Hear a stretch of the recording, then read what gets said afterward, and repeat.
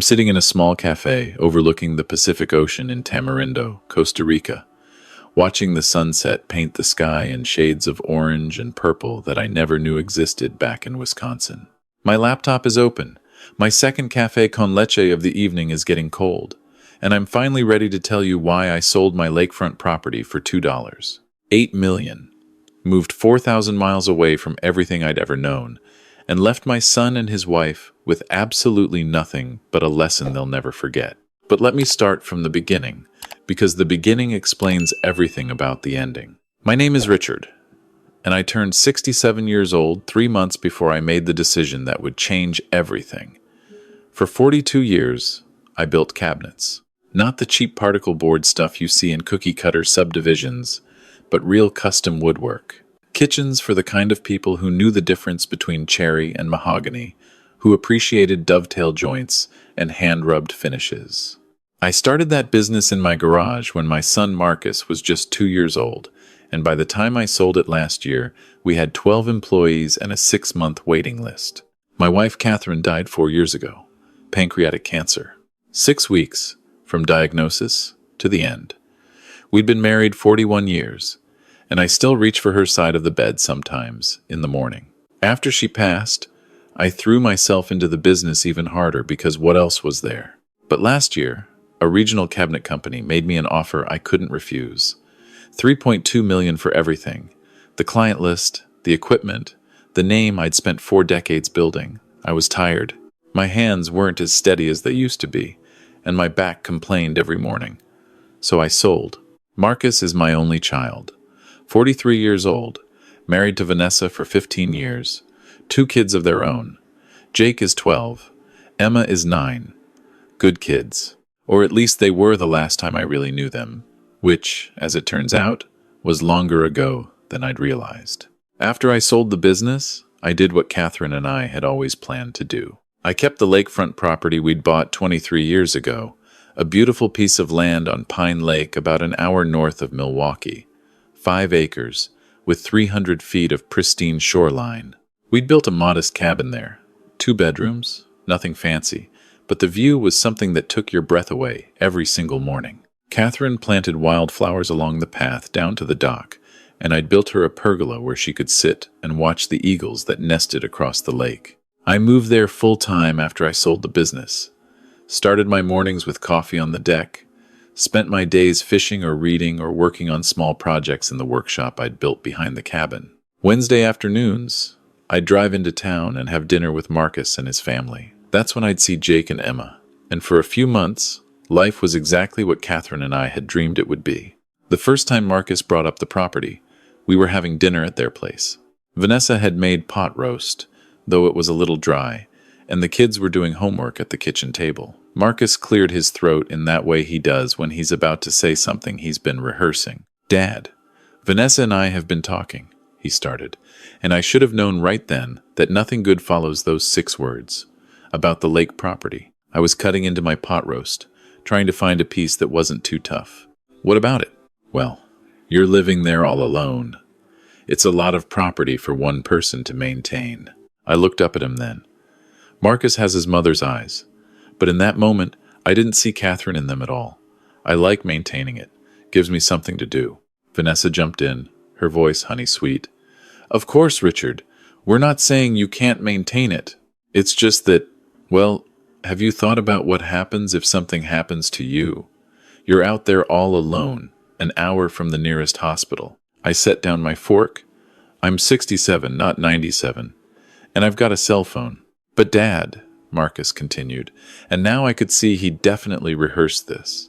"We've been thinking about the property's potential. Do you know what lakefront land is going for these days, especially something with that much shoreline?" "I'm not interested in selling," I said flatly. "We're not asking you to sell," Vanessa said quickly. Too quickly. "We're just saying maybe there are better ways to utilize the property. Marcus has been talking to some developers." "Developers?" I felt my jaw tighten. Marcus held up his hands.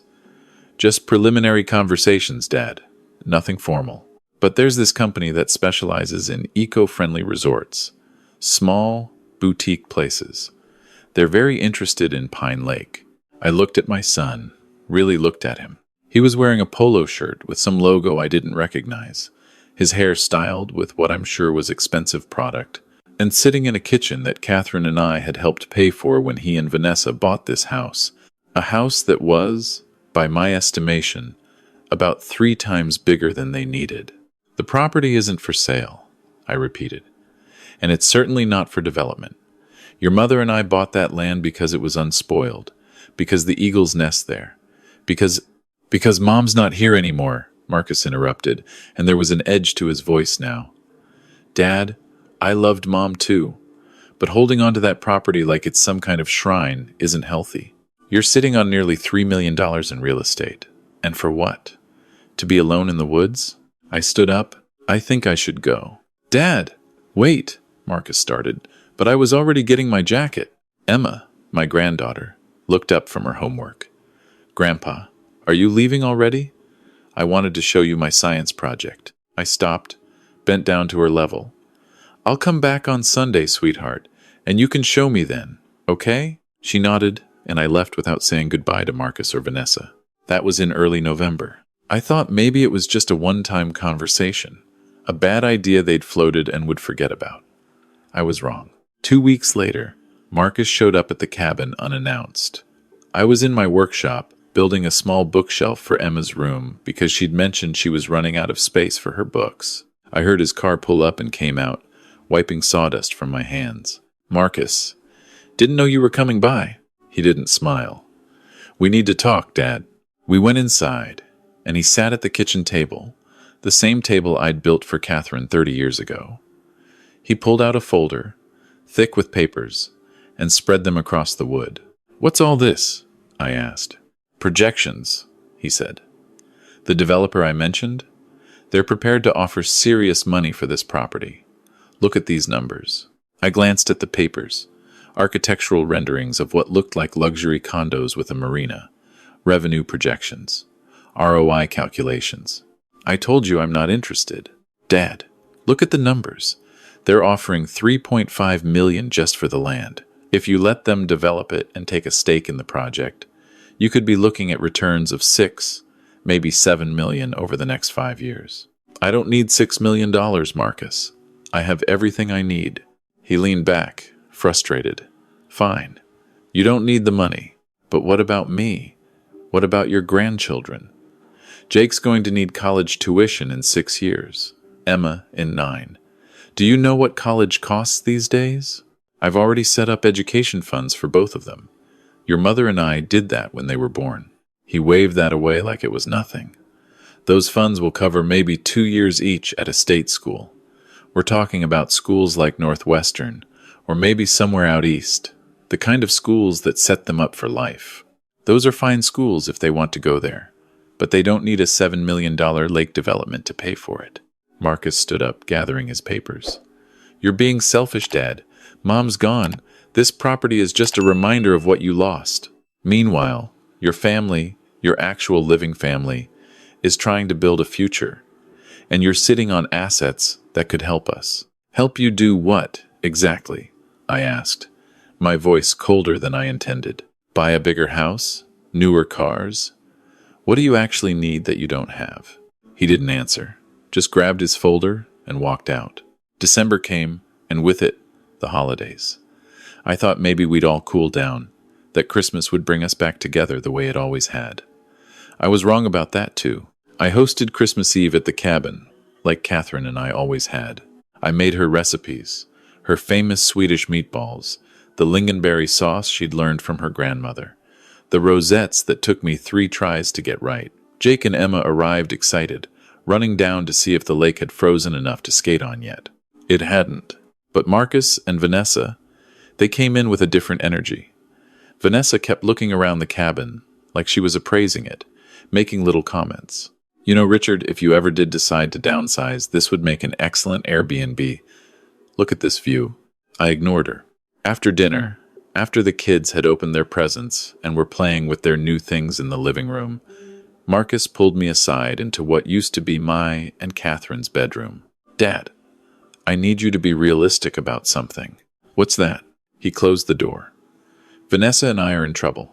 Financial trouble. I didn't want to tell you this, but we need your help. I felt my chest tighten. What kind of trouble? I made some investments. Bad ones. Cryptocurrency, mostly. I thought I was diversifying, building wealth for the family. Instead, I lost most of it. We're 6 months behind on the mortgage. The bank sent us a notice. If we don't come up with $180,000 by the end of January, they're going to foreclose. I sat down on the bed.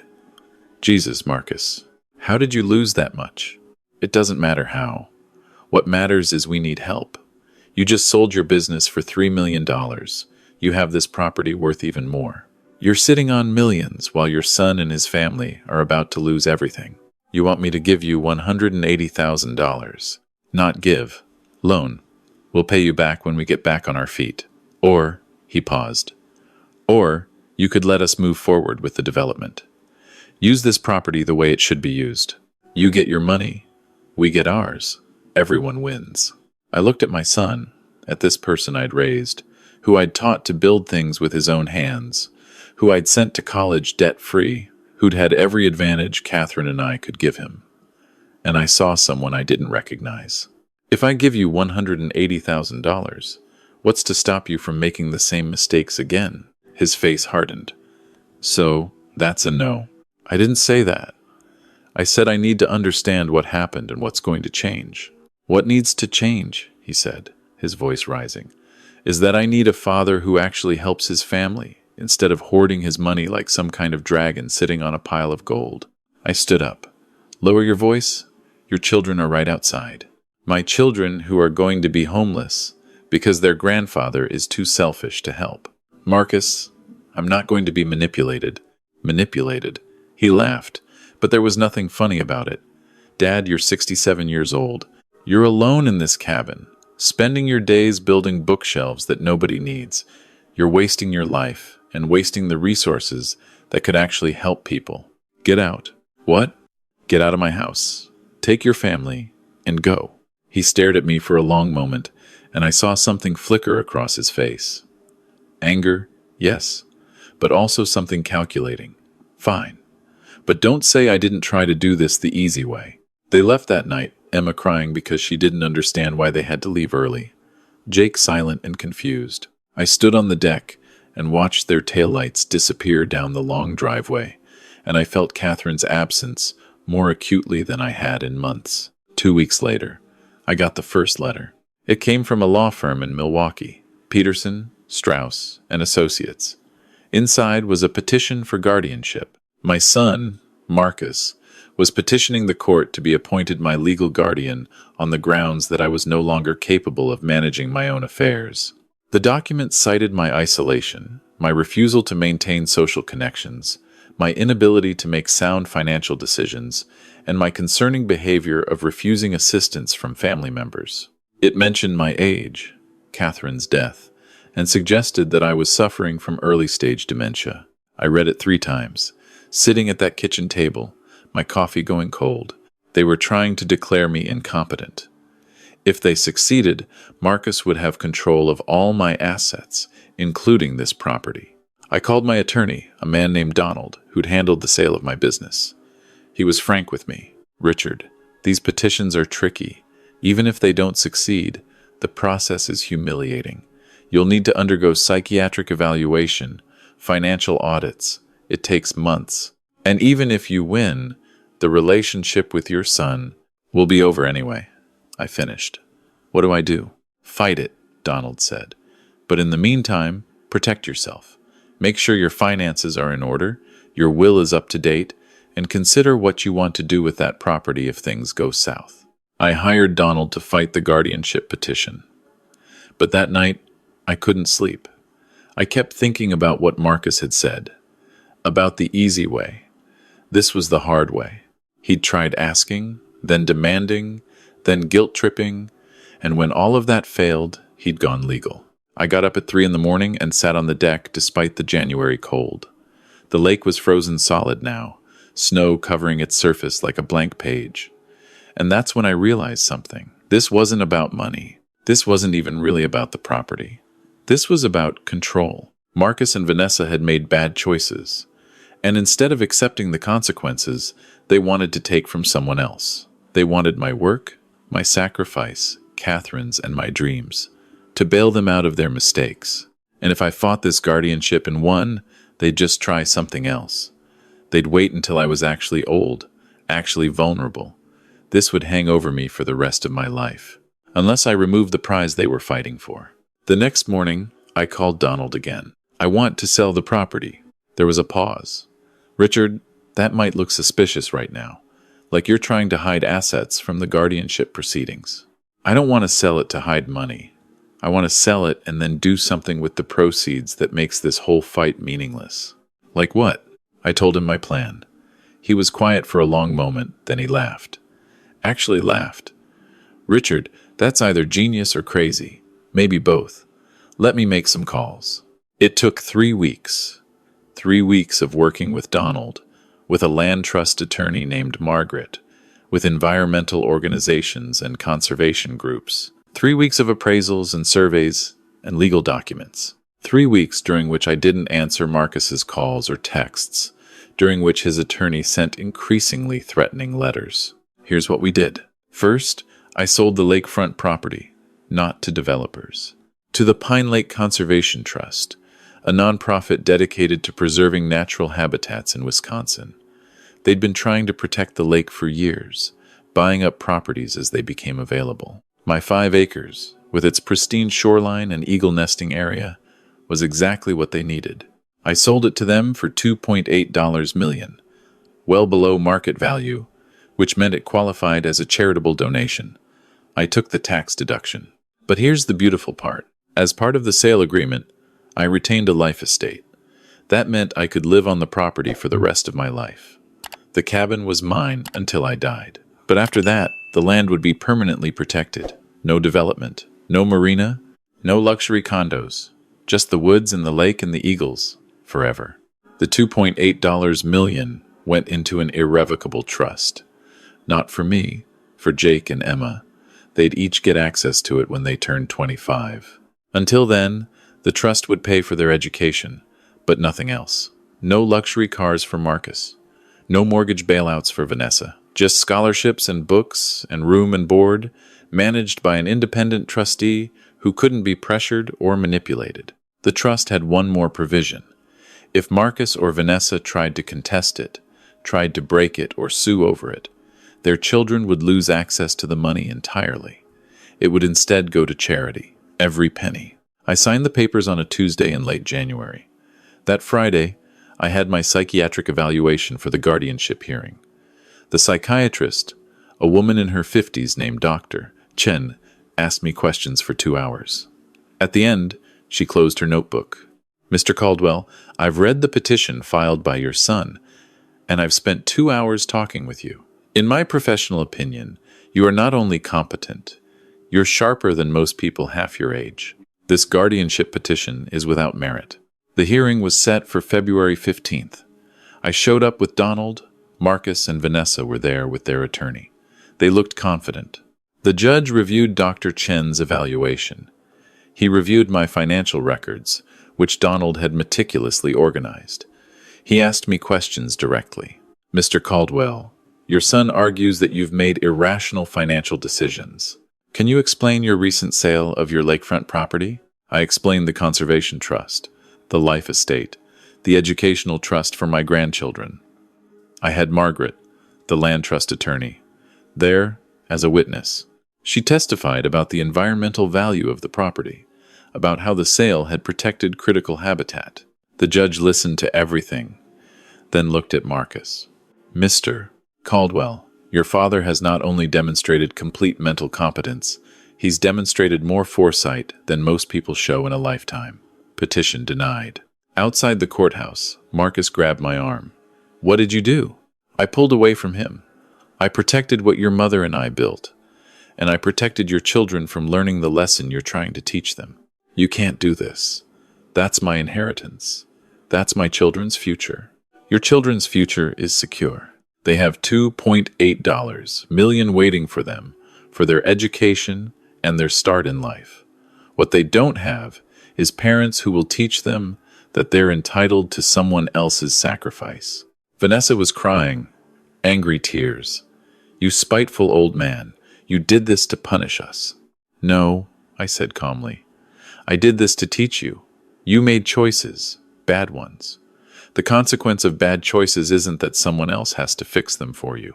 It's that you fix them yourself, or you suffer them. That's called being an adult." Marcus stepped closer.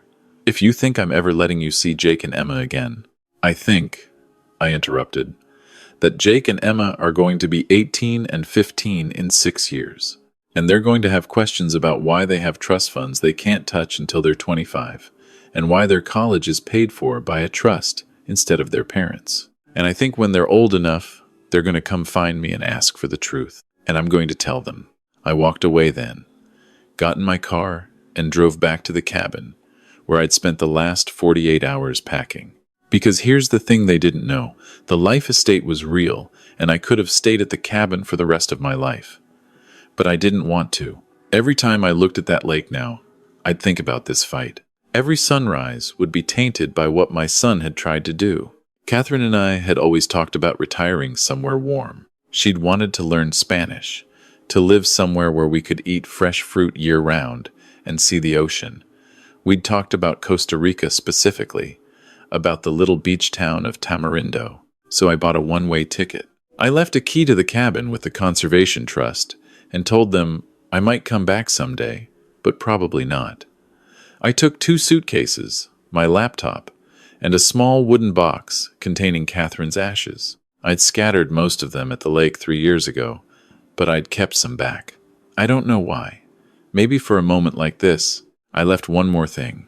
In the cabin, on the kitchen table, I left a letter addressed to Jake and Emma, to be held by the trust until they turned 18. The letter told them the whole story, every bit of it. Not to turn them against their parents, but so they'd understand. So they'd know that sometimes the people who love you make terrible mistakes, and that it's okay to love them anyway, but not okay to pretend the mistakes didn't happen. I told them about their grandmother, about how she and I had built everything from nothing, about how we'd worked 60-hour weeks so their father could go to college, could start his life without debt, about the values we'd tried to instill. And I told them about the trust fund, about why it existed and what I hoped they'd do with it. Not just the money, but the lesson. That wealth isn't something you're entitled to. It's something you build, something you earn, something you use to make the world a little better than you found it. I ended the letter like this. Your parents made mistakes. So have I. So will you. But the measure of a person isn't whether they make mistakes. It's what they do after. Do they learn? Do they grow? Or do they blame everyone else and demand that someone fix it for them? I hope you'll choose to learn and grow. I hope you'll choose to be better than the mistakes that came before you. And I hope, someday, you'll come find me and tell me about the people you've become. I'll be waiting. That was 4 months ago.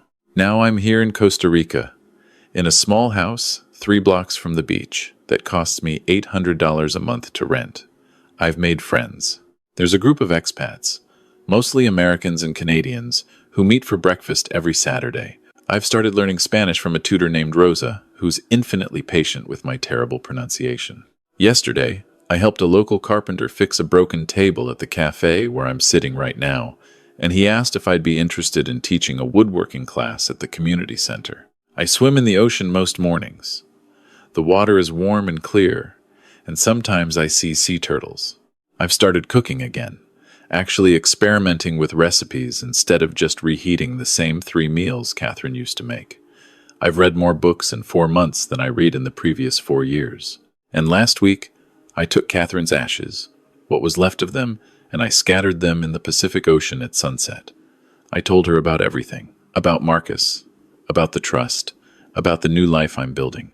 I told her I'm sorry I couldn't fix our son, couldn't make him into the person we'd hoped he'd be. But I also told her I'm not sorry for protecting what we built together, for making sure it went to the people who could actually benefit from it. I haven't heard from Marcus or Vanessa. I didn't expect to, but 3 weeks ago, I got an email from an address I didn't recognize. The subject line was, "Grandpa?" It was from Jake. He said he'd found my email address in some old paperwork his mom had. He said he missed me, He said he didn't understand everything that had happened, but he wanted to. He asked if we could talk sometime. I wrote back immediately. Told him I missed him too, that I'd love to talk, that I was proud of him for reaching out, for asking questions, instead of just accepting what he'd been told. We've been emailing back and forth, just little things. He tells me about school, about the baseball team he's on. I tell him about Costa Rica, about the sea turtles and the Spanish lessons. Neither of us mentions his parents, but yesterday he asked if maybe he could visit sometime, maybe next summer, if I was still there. I told him I'd love that I'd teach him to surf, and we could work on a project together in the small workshop I've set up in my garage here. That there are things I want to tell him about his grandmother, about building a life, about making choices that you can live with. I don't know if his parents will let him come, but he'll be 13 next summer, old enough to have some say. And in 5 years, he'll be 18, and he won't need their permission at all. That's the thing about revenge, real revenge. It's not about hurting the people who hurt you. It's not about taking from them what they tried to take from you. Real revenge is building something better, something they can't touch, something that proves you didn't need them after all. Marcus wanted my property, my money, my sacrifice to fix his mistakes. Instead, I gave his children a future that he can't gamble away or spend on bad investments. I gave them an example of what it means to stand by your principles, even when it costs you. And I gave them a grandfather who will still be here, living a life worth living when they're ready to ask the hard questions. I'm 67 years old, sitting in a cafe in Costa Rica, watching the sunset over the Pacific Ocean. I'm alone, but I'm not lonely. I'm free, but I'm not running away. I'm exactly where I chose to be, living the life Catherine and I always dreamed about, even if she's not here to share it with me. And when Jake and Emma are old enough to understand, they'll know that sometimes the greatest gift you can give the people you love is the truth, even when it's hard, even when it costs you, especially then.